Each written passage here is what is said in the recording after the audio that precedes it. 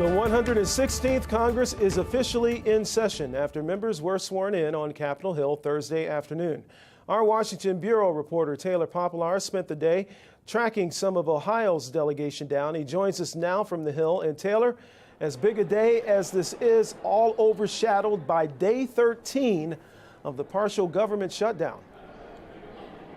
Yeah, that's right, Curtis. It's a good evening, by the way. It's a very celebratory day here on the Hill, but the cloud of that shutdown nearing the 2-week mark is certainly looming over lawmakers. Now, you have Democrats who are very happy because they've taken over as the majority in the House. You have Republicans who are hanging on to their majority in the Senate. But that shutdown, we're not really near any end point for it. We don't really know where negotiations stand. President Trump has stood firm in wanting more money for a border wall. So that is looming over all these lawmakers, both old and new, who have to step into this 116th Congress and get to work not only on their own legislation and passions, but to solve this shutdown. Now, I caught up earlier today with one of Ohio's Democrats, Congressman Tim Ryan, who for the last 8 years has been in the minority, and I asked him how he feels now being back in the majority in the House and what he's looking forward to.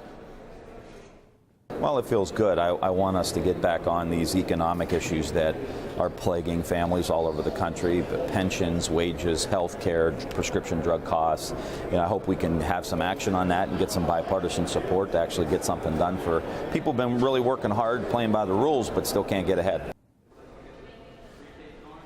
Now, Ryan is one of those few Democrats who, when Nancy Pelosi announced she was trying to become Speaker again, he came out against her. And he had long been not a fan of Nancy Pelosi, but last month he ended up striking a deal with her that she would agree to term limits and he would vote for her. And he did just that today, which allowed her to become Speaker. He told me earlier today that he felt it was the best deal that he could reach and that he still was comfortable with it and stood by it. Now, for Ohio's Republicans, there's only one new lawmaker in Ohio's entire delegation. He's a Republican. His name is Anthony Gonzalez. A lot of people back there in Ohio know him from Ohio State football fame and Indianapolis Colts fame. I spoke with one of his spokespeople today, and he actually had quite the first day. I was told that he and his wife were at the hospital overnight from 1 a.m. to 6 a.m. because their 7-month-old boy got the flu. But luckily, they just sent me some photos. Their little boy is feeling a bit better. He was able to come here to the Hill and take some photos with his dad and the rest of his family outside the Capitol. So a pretty unconventional day for Ohio's newest or only new congressional member. But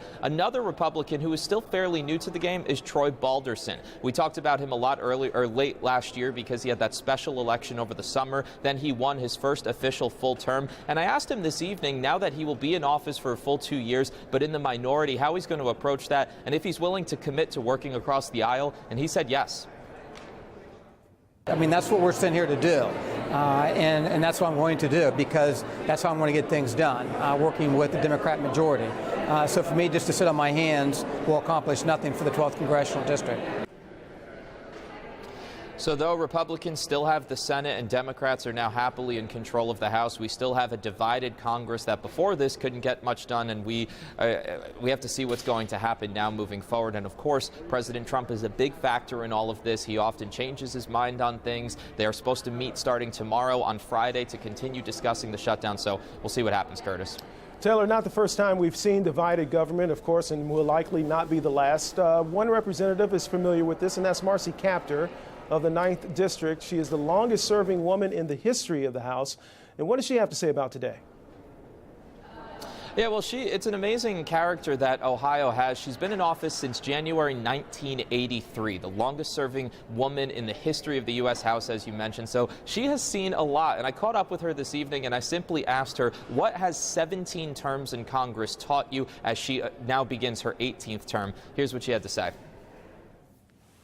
It has taught me that you have to be able to work from both sides of the aisle to get anything through, that there are well-meaning members on both sides of the aisle, that extreme ideologies really don't work and they will fall by the wayside.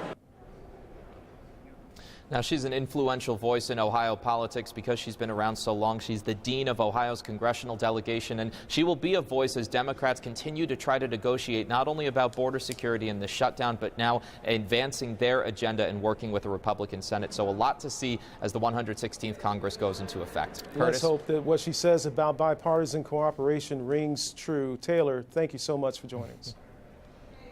Thank you.